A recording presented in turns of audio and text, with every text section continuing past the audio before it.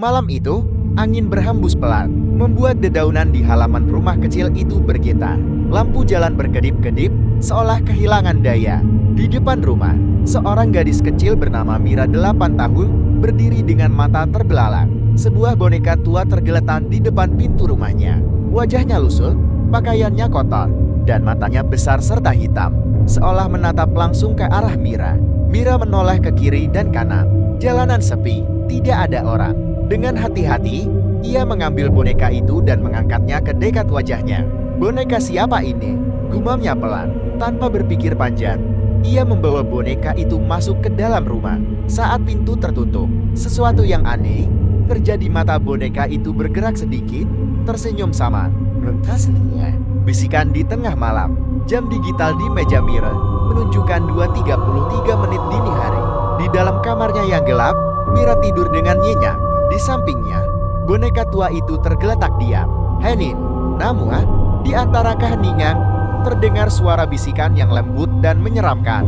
Mira, ayo main denganku." Mira terbangun, matanya mengerjap, mendengar suara itu datang entah dari mana. Ia menoleh ke samping. Boneka itu tidak ada di tempat tidur. Jantung Mira berdegup kencang. Tangannya meraba-raba selimutnya, matanya mencari cara ke sekeliling kamar. Lalu, di atas meja belajar, boneka itu duduk tegak, menghadapnya. Ia menarik selimutnya hingga menutupi kepala. Dari balik selimut, ia mendengar suara langkah kecil di lantai kayu. Tok, tok, tok. Langkah itu mendekatinya. Mira menahan napas, tubuhnya gemetar. Lalu hening. Ketika ia mengintip keluar dari selimut, boneka itu sudah kembali di tempat tidur. Di sebelahnya, matanya masih menatap lurus ke arahnya. "Rentasnya." Ibu tak percaya. Pagi harinya, Mira duduk di meja makan dengan wajah pucat. Ibunya yang sedang membuat kopi meliriknya dengan heran. "Kenapa kamu kelihatan lesu, sayang?" tanya ibunya. Mira menunduk, menggenggam sendok di tangannya. Boneka itu bisa bicara. Dia bergerak sendiri, bisiknya. Ibu tertawa kecil. "Ah, kamu pasti cuma mimpi. Jangan terlalu banyak nonton film horor ya." Mira ingin membantah, tetapi sesuatu membuatnya terdiam. Di meja makan, boneka itu duduk di sana. Mira membeku. Ia yakin tadi tidak membawanya ke ruang makan, tapi boneka itu ada di sana duduk, tersenyum. Teror di malam hari. Malam itu, ibunya sedang menonton TV di ruang keluarga, sementara Mira bermain di kamarnya. Tiba-tiba, listrik padam. Rumah gelap gulita.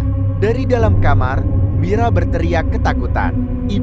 Ibu segera mengambil senter dari ponselnya dan berjalan ke kamar Mira di lorong. Ia mendengar sesuatu. Tawa kecil, pelan, samar, seperti suara seorang anak. Tapi bukan suara Mira. Ibu membuka pintu kamar Mira. Jantungnya berhenti sesaat.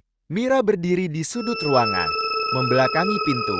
Di tangannya, boneka itu tergenggam erat. "Mira!" Suara ibu bergetar. Perlahan, Mira menoleh. Matanya kosong, wajahnya pucat. Lalu, ia tersenyum. Tapi bukan senyuman biasa, senyum yang menyeramkan, seperti boneka itu. Lalu, dengan suara berlapis gabungan suara Mira dan suara boneka yang mengerikan, ia berbisik. "Sekarang, giliran ibu." Rentasnya. Rahasia terungkap. Keesokan harinya, ibu membuang boneka itu ke tempat sampah.